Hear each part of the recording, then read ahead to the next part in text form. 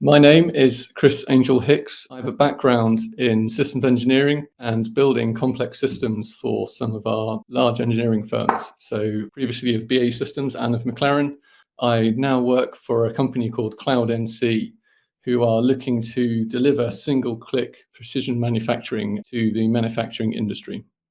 So as a company, we are looking to increase the productivity of factories of manufacturing through the use of software automation. So we noticed, and our founders identified, that manufacturing is a very manual industry. There's a lot of manual labor that goes into it. It's quite slow, and it takes quite a lot of skill. The third key piece of technology, and the one I was going to talk about today, is our Schedule Assist product. This looks to optimize the schedule that you would like to run within your factory in a more efficient way than is possible with a human operator. So we are using some of our optimization techniques that we have developed over time, and we're applying it to the challenge of scheduling work within a factory. How did Quix improve our scheduling? By inserting Quix into our systems, we can come up with some data that then means we can improve our schedule. If we want to have very efficient factories, we need to rely on the information from the machines rather than the information from people.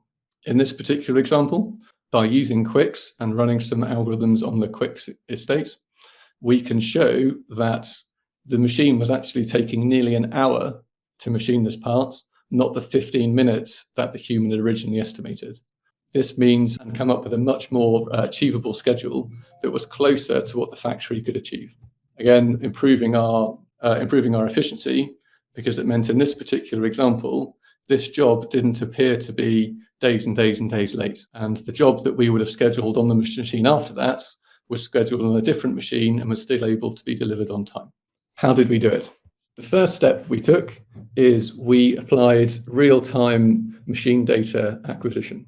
So using OPC UA and MT Connect, we could acquire signals directly from the machine, and we could run analysis of them to detect part counting and detect when parts are made. So the development we performed is we wrote a small bit of Python that would acquire the signals from the machine and push the signals to a topic within Quix. We could then visualize and analyze those signals over time to decide which ones of those were useful and which ones of those helped us understand when parts were made within the machine. We found that by using Quix, the setup and management of the environment was incredibly easy. It gave us really rapid visualization of the data streams, both live as they came out of the factory and also historically, and also really helped us visualize signals with different data types and different variations on the same graph at the same time.